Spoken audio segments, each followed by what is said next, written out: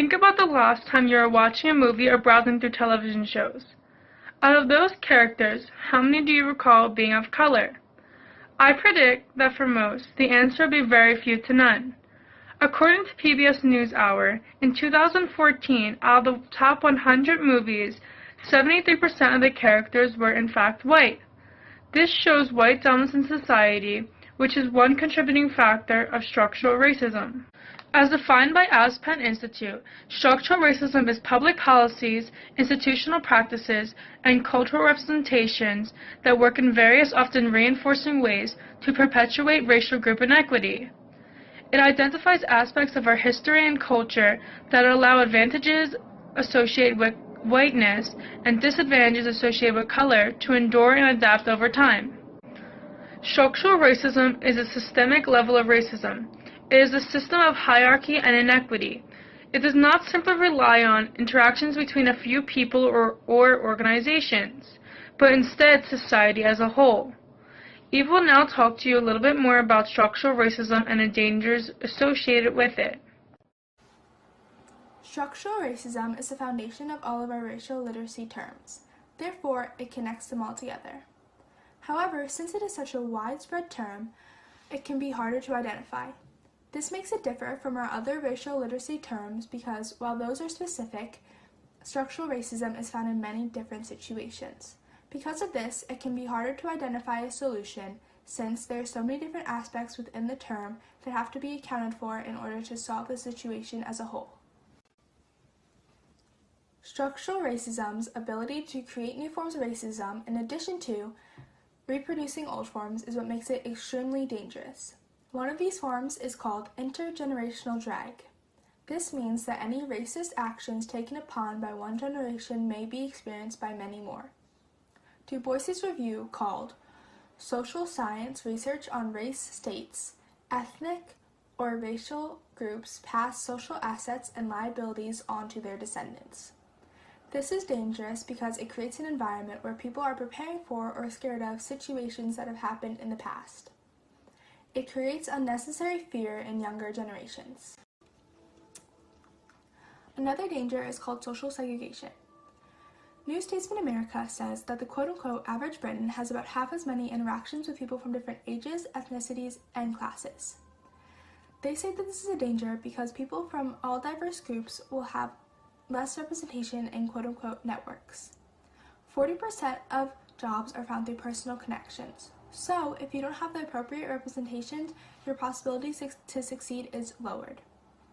This also means that workplaces will become less diverse and you won't necessarily get the best worker since your choices are diminished.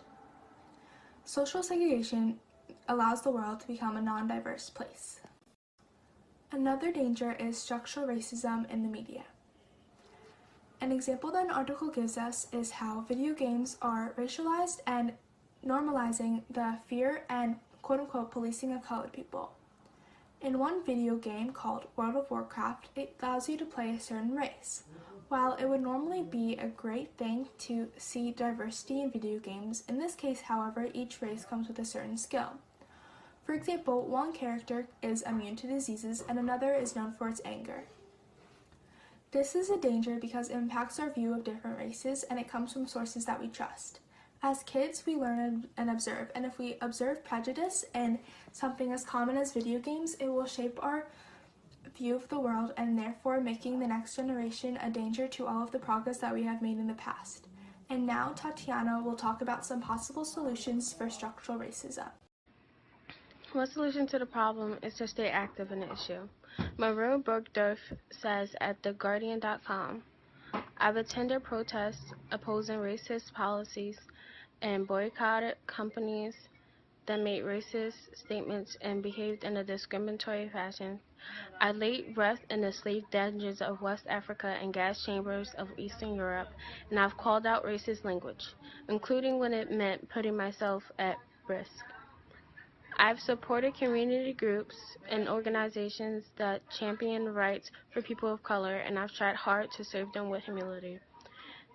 This can be effective because it's standing up against discrimination, microaggressions, and racism in general.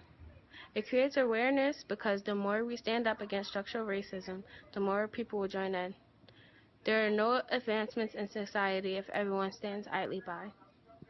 Another solution stated by the New Statesman of America is to only approve applications for new faith schools when the petitioners have a clear plan for people to meet and mix with children of different backgrounds and communities. While we don't think that it's fair to withhold faith schools from the community, they're headed in the right direction by trying to figure out plans to integrate the communities. This creates an open mindset for diversity in the classroom. This works by letting students understand different cultures and religions. Lastly, here's Gigi again for how education acts as a solution for structural racism. As structural racism is a big part of society, it is often considered a norm. By being educated on the topic, we are granted the ability to sustain solutions and identify sources of conflict. As African American history was mandated in 2005, topics such as structural racism was given the platform to be taught to students and upcoming generations who often believe that racism is just a thing of the past. George Santayana once said, "Those who cannot remember the past are condemned to repeat it." And that is how education plays a role. By being taught, we are given the ability to put an end